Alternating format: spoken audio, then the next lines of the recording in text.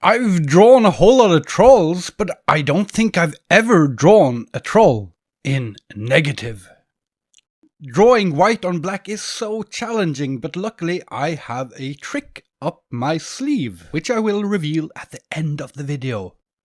It will blow your mind. Or actually, it won't blow your mind because it's kind of obvious. Hopefully it'll make you go, ah, of course, that's it. As with my black and white work, I'm starting with a random spatter. Most of my ink monsters are truly random, decided by the shapes I see in the ink, but this one I actually have a very clear picture of what I'm going to draw. So the ink spatter is just a whiff of seasoning to add a tiny bit of chaos into the mix. It does have a real impact on the art, but not a big impact. The tools I use is a regular watercolor round brush, synthetic, black paper from Fabriano, and golden fluid acrylic. Fluid acrylic from golden, not golden. White acrylic fluid from the company Golden. Okay, you get it. I have experimented with cheaper black paper, but found that it reacts badly to the acrylic. Golden's fluid acrylic is the paint I use to do most of the white on black work, and it works both on black paper and on top of ink.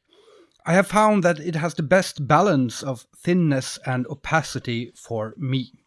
I also use a variety of thinner and thicker acrylics and acrylic inks, but Golden is my main squeeze. So I start in the middle and let the random spatters decide where the nose and eyes should be. One particularly appealing spot I decide should be the glimmer of light in the eye, but as you'll see later, I go back to it and move it again and again until I'm satisfied. At this point, I'm focusing on laying in large, rough areas, not noodling in detail. This is because I know with my particular style that relies not just on heavy black areas, but also on these areas of tiny lines and random textures, it's really hard to pull it off with white on black. And if I start trying to do too many of these tiny details when working white on black, I'll end up with a piece that looks very static. So it's kind of the opposite of what happens when I work black and white, where it's the tiny details that make it pop and come to life. Perhaps with more practice and skill, I could get to a level where I could do it all in one, but for now I'll just settle for going over with black fluid acrylics later in the process. On some areas like the beard and the eyebrows, I split the hairs off my brush for a dry brushing or broken line effect. On other areas like the teeth, I go into too fine detail, trying to create the perfect lines between the teeth, and it ends up looking cartoony and static. So in this area, I know that I will have to go back and fix it later with black. It's always a balance. I try to get as much as I can into the first take, but I also have to trust the process and know that some things can be fixed in post, so to speak. The eyes are always a problem area. Once in a while I get lucky and something random will happen, and I might get the perfect eye at the very start, at which point I would feel the pressure of making everything to the level of whatever magic made the eye perfect, and that's stressful.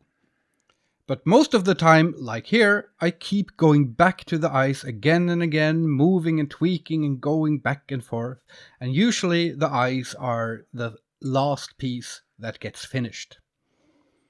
And that's also stressful, but in another way, because it doesn't really matter how well you draw the face if you don't nail the eyes.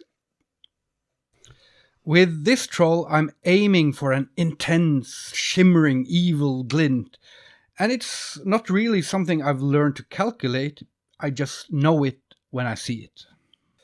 The trees on top are interesting. From Theodor Kittelsen's iconic troll art, we know the biggest and baddest trolls have whole woods growing on them. If you want to know more about Kittelsen's art and how Norwegian trolls came to be, I have a video for that up here somewhere. Up there, you find it. And while you're at it, subscribe, like, and comment. That really helps me get to do more longer videos, like, for instance, this one. Anyhow, the trees. When I was drawing this, I never really managed to get it just right. It's not that I'm incredibly unhappy with the trees, because then I'd scrap the art and start again, but something was off.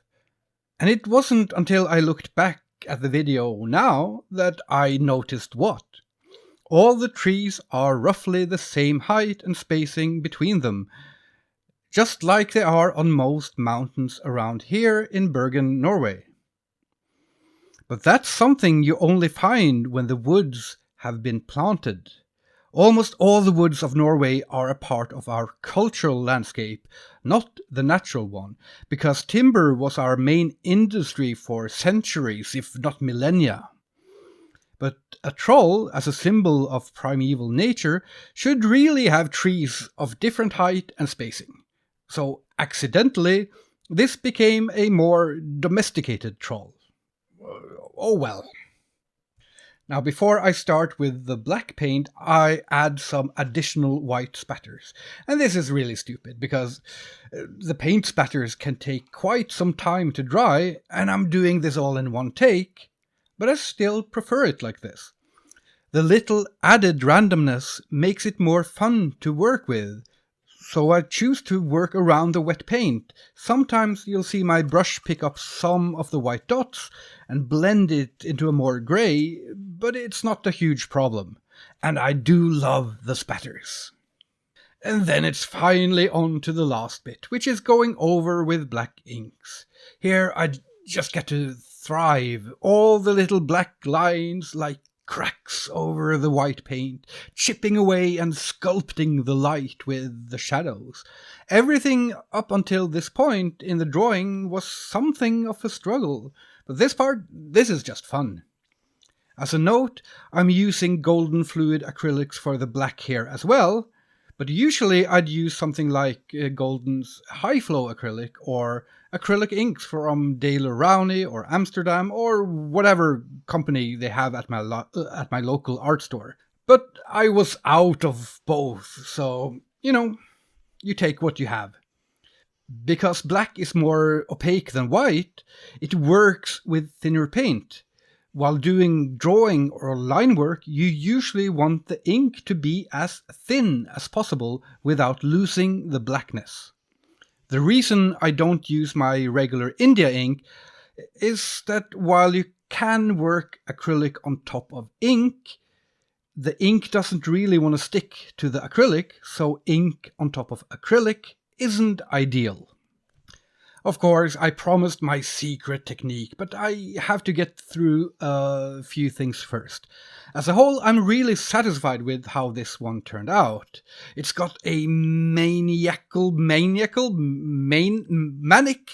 and the right intensity in the eyes, and the process was a whole lot of fun. But for me, working with white on black takes more brain power. So I was really exhausted when I finished with this one, even if it only took 20 minutes. I was actually so satisfied that we're planning to do a t-shirt of this and bring it with me to Tons of Rock. Did I mention I'm going to Tons of Rock? I'm so stoked about it. I'll be getting to hang out with excellent artists like Nick Mørte, Jannike Wiese Hansen, Martin Menzoni, Linda Kårø, and Trine Grim, and meet artists I don't know yet. And I'll get to see acts like At the Gates, Vardruna, Behemoth, Black Debbath, and Ghost, and giants I grew up with like Guns N' Roses, Iggy Pop, Pantera, Napalm Death, TNT, and Billy Idol with Generation Sex. I can't wait. The Tons of Rock Festival takes place in Oslo from the 21st to the 24th of June 2023, and I hope to see some of you there. Will I get to draw many of the shows? I do hope so, but huge festivals are a real logistic challenge to draw live concerts at. Here's hoping I get a few at least. Last thing before we get to the secret, the disappointingly obvious and normal secret, is that this troll, like all my other art, is released for free use under a Creative Commons Attribution license, so you can download it, print it, change it, and even sell it as long as you name me as artist. If you think that's cool, you can support with $1 a month on patreon.com/KimHolm or buy merch, prints, and originals from denungeherrholm.com. And if you don't have the money for that, using my art is supporting me as well. And now, finally, to the secret. I suck at drawing white on black. The reason for this is that it's completely the opposite way of thinking than what I usually do. So the only reason I managed to draw this troll like this was that I had reference. But getting good quality photos of trolls is hard. So what I did was draw a quick sketch, black on white, not with a terrible amount of detail, but enough to know the general things I had to make sure of. I would have included the drawing process in the video, but I didn't film it, so showing it before the real drawing would sort of spoil things. But it's a good reminder that the art you see on social media is seldom the whole process. Take care until next time. Thank you.